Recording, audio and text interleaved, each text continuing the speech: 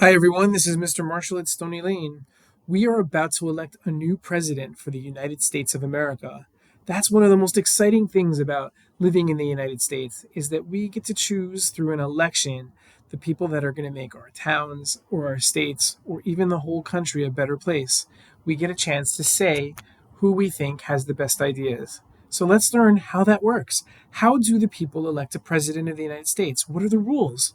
How does a person get to be the United States president? Let's see if we can learn a little bit about that today. So, in the United States, there are lots of people that want to make the country and the world a better place. And they have ideas on how to do that, different ideas.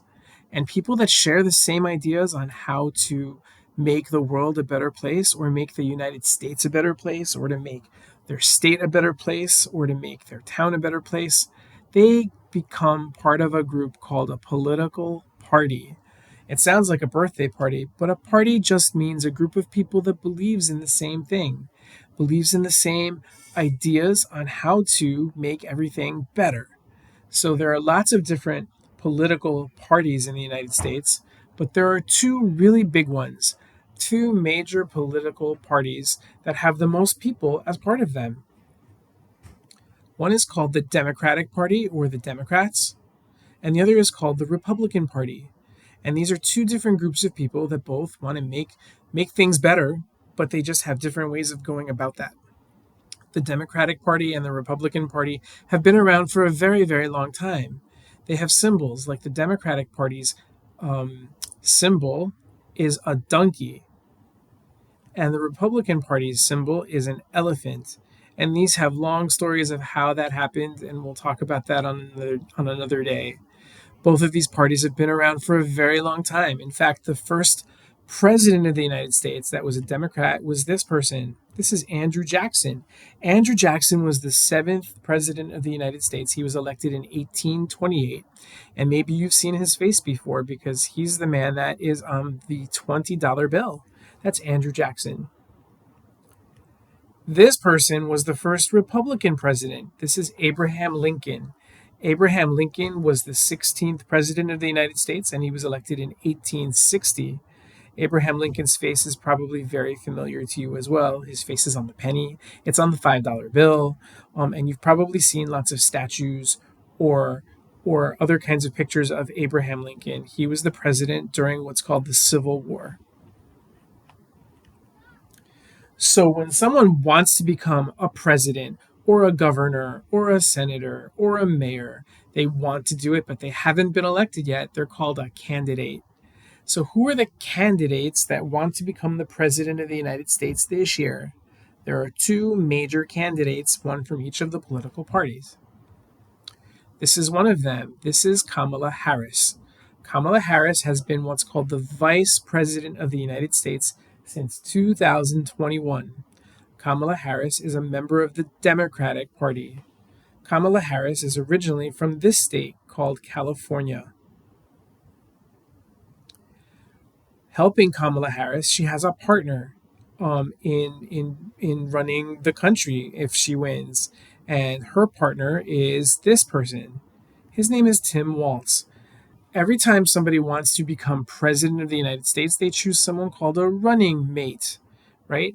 And so if the person that wants to be president becomes president, then the person who's the running mate will become the vice president. What the vice president does is he or she helps the president in all of the work that has to be done. And if the president can't continue being president for whatever reason, then the vice president becomes the president.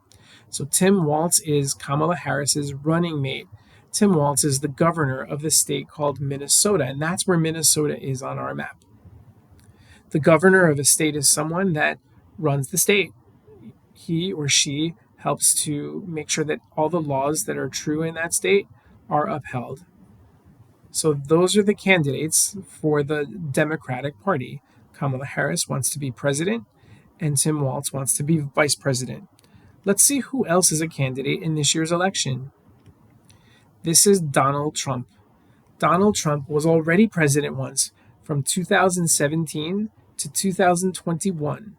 He is a member of the Republican Party. Donald Trump lives in New York. That's where New York is on our map. He was president once already, but you can be president twice. So he's going to try again to be president again. He has a running mate as well. It's this person. His name is J.D. Vance. J.D. Vance is Donald Trump's running mate. That means that if Donald Trump wins and becomes president again, then J.D. Vance would be the vice president.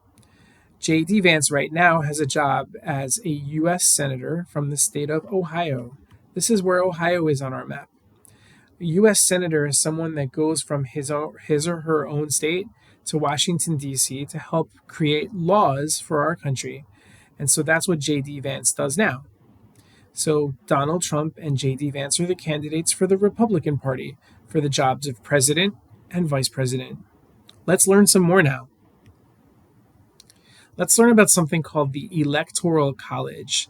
The Electoral College is a group of people that really helps in the process. You see, what happens is these are our 50 states. And in each state, people vote for the job of president. And when we learn that a certain candidate has won the most votes in one of the states, then they win that state. And each state has a different number of electors, but we can think of it like points, right? And each state has a different number of points based on the number of people that live in that state. So, for example, the state that we live in is New Jersey, and that's where it is. New Jersey is worth 14 points. Right? Because we have a lot of people that live even though in New Jersey, even though it's such a small state. There are states that have fewer people living in them, like, for example, the state of Wyoming and the state of Alaska have fewer people living in them than in New Jersey. Even though they're much bigger states, there are fewer people. So they're worth 3 points each. But there are states that have a lot of people living in them. For example, Florida is worth 30 points.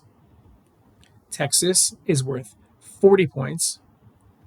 And California is actually worth the most. It's 54 points because California has the most people living in it. So when a state has their election and they learn that a certain candidate has won that state, then they get the points from that state. And if you watch the election results on election day, and they decide that a certain candidate has won a certain state, then that state turns a different color on the map. And what happens is if the Democrat wins the state, then that state turns blue on the map. If the Republican wins, then that state turns red on the map. And we take all the points from that state and we add them to that candidate's score.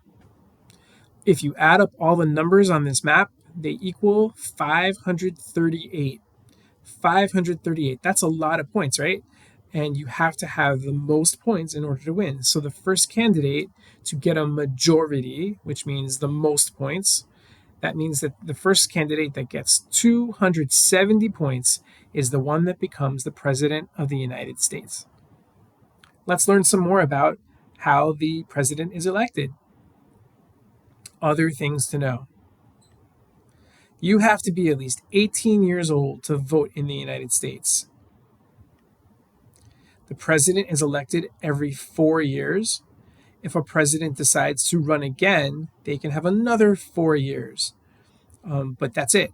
The most that a person can be president of the United States is 8 years. The presidential election is always held during the month of November, and it's always held on the first Tuesday after the first Monday in November. So this year, that is November 5th. Even though the president is elected in November, the president doesn't start being president until January when they have something called Inauguration Day. This is a very old picture of, I believe it's George Washington being inaugurated. That means that he promises in front of everyone that he's going to do his best to be the president of the United States. So the president is elected in November on the first Tuesday after the first Monday in November, and then is inaugurated on January 20th. So there's 2 months of time to get ready to be president. Before you can vote, you have to do something called register. That means that you have to sign up. You have to sign up in order to vote. And if you haven't registered, you can't vote. So if you vote, you have to remember that it's a special right that you have as an American citizen, and that's a right that can be private. So if you vote for someone, whether they are a Republican or a Democrat, you don't have to tell anyone else who you voted for. That's your secret. That's your right to privacy. And it's no one else's business who you vote for, because we can all feel different ways about what the best ways are to make the world a better place. And we don't have to feel like we have to tell others about that. That's an important part of the presidential election process. And that's it.